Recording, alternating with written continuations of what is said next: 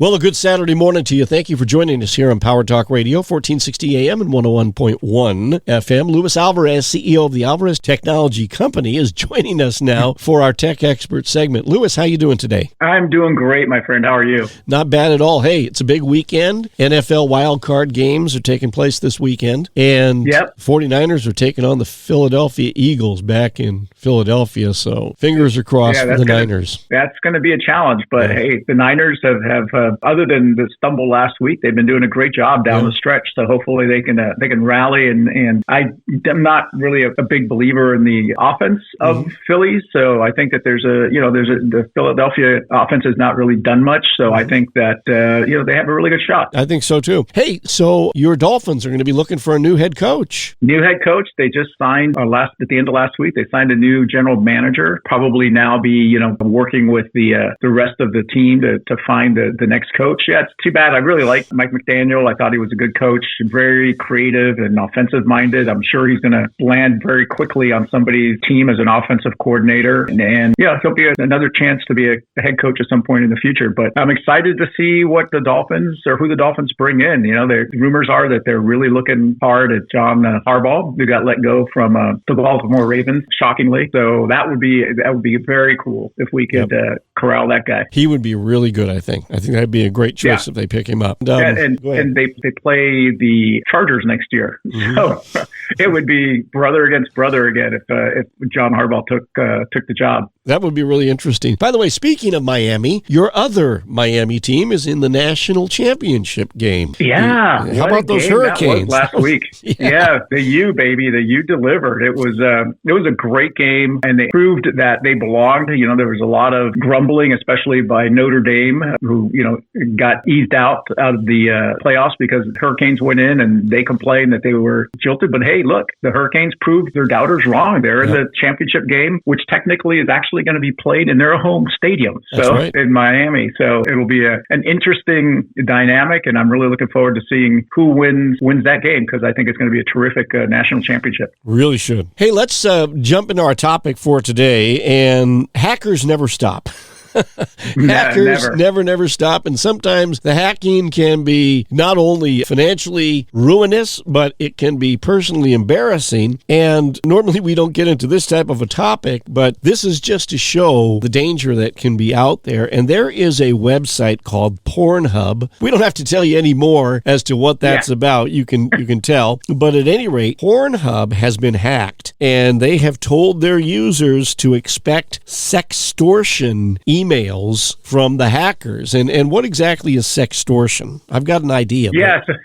So basically what the hackers are doing is, rather than holding the information ransom and having Pornhub pay for it, they're going to exploit the information they have, which is the contact information, email addresses, credit card numbers, potentially, of the users that signed up for Pornhub Premium. And they're going to reach out to those folks and say, hey, we know that you're a member of this pornographic site, and unless you pay us money, we're going to let that information go public. So in essence, extortion, but with in the context of pornography, it becomes sextortion. So Pornhub has already warned their members to expect those emails to come in. This is something that happens quite a bit. We have clients occasionally calling us saying, hey, I got this email from somebody that says that they know that they've seen me on my camera doing things that I know I didn't do, and they want money to keep the information from going public. And we tell them, look, ignore it. This is just somebody trying to use your potential embarrassment to try to extort money from you. But if you are a member of Pornhub, no judgment on my part, you might want to consider, you might get one of these emails, and it's going to be the real deal. So be aware that it might be coming. And if you are a member, go onto the site and change your passwords. If you are able to turn on MFA on your account, do that. And one of the things you might consider in the future, if you want to join one of these sites, is to use a throwaway email address, something that, like a Gmail account or an Outlook.com account that you create specifically just to join these kind of sites where they can't be traced back to your official email address. Right. Whatever you do, don't use your work email address. Yeah, exactly. Exactly. There are people that have done that. And, I'm sure there are people on that list that will be getting emails saying, hey, unless you pay us money, we're going to tell your boss because we know where you work based on your email address. That's the latest hacking. Malwarebytes is really, really great about staying staying on top of these types of issues and providing good advice to people. Now, of course, they sell network protection and for individual computers and businesses and so forth. But I think that a lot of the stories that they bring us in many respects are like a public service, honestly. Absolutely. Yeah. And this is one of the sites that we go to the company to kind of see what the latest trends are and what kind of things, especially in the consumer space, is going on, because they're really good about that. And unfortunately, it's a thriving business. The hackers are never going to go away, and they're only proliferating because they've been successful in parting money or people from their money. So as long as they can do that, they're going to continue to try to get even more money out of your pocket. Right. Hey, I was going to ask you about internet speeds, because people are so interested in always getting the fastest internet. And I saw recently where AT&T has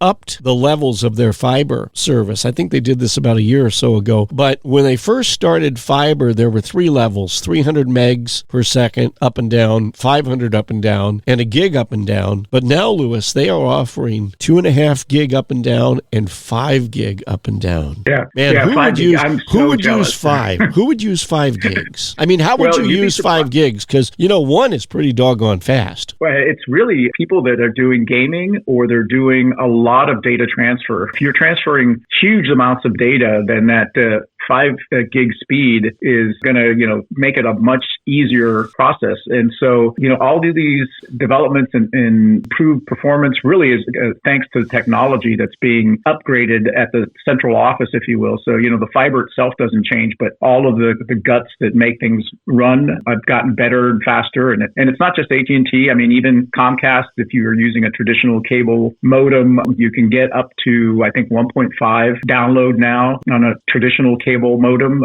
So even they're jumping into the fray. So we're getting to the point where these speeds are becoming so huge. But, we came from the world of DSL and dial-up. That we were happy back then, right? Yeah. That was plenty. And now 5 gigs, who knows where it's going to go. Right. Well, when I first converted over to the fiber a couple of years ago, I had the AT&T UVerse DSL, and I had their fastest speed, which I think was 75 down and 25 up. And I was talking to the AT&T people about something. I'd gotten a call from them, and they said, well, look, if you want to upgrade to like mid-level, 500 up, 500 down, we'll give you fiber for $10 a month less than what you're paying for DSL. It was like, well, this is a no-brainer. Of course. Yeah, exactly. And the rate's gone up probably $15 a month since then, but it's still a pretty good deal. And I'm pretty happy with the mid-tier of 500. I don't think I need anything more than that. Now, where you folks live, are you in the AT&T universe, or do you have to buy it from Spectrum or Charter or somebody like that? No, we are in, unfortunately, Xfinity land. So there is fiber coming in. I also know a few of my neighbors that have decided to just chuck the wire altogether and move to Starlink. Mm-hmm. And so they're starting to get their internet service through Starlink, and it's pretty fast. I mean, they're getting 500 megabit downloads, so not quite gig speed, but soon to be there, according to Elon, as he throws more satellites into space. Yeah, that'd be great. All right, we're talking with Luis Alvarez, CEO of the Alvarez Technology Group, all about technology today on Power Talk Radio, 1460 AM and 101.1 FM, and online you'll find them at Alvarez TG. That's the X handle, and alvareztg.com is their www internet URL. Mm-hmm. And Louis, the toll-free number for the I-Team. Give us a call at 866-78-I-Team. That's 866-784-8326. And looking ahead to Monday, we're going to be talking about RAM. If you're looking to buy a new computer or a new technical device that uses random access memory, which everything does, you might want to tune in to learn why you should get it sooner rather than later. All right, join us starting at 8:30 Monday morning right here on Power Talk Radio. Thank you, Louis. You're welcome, my friend. Take care.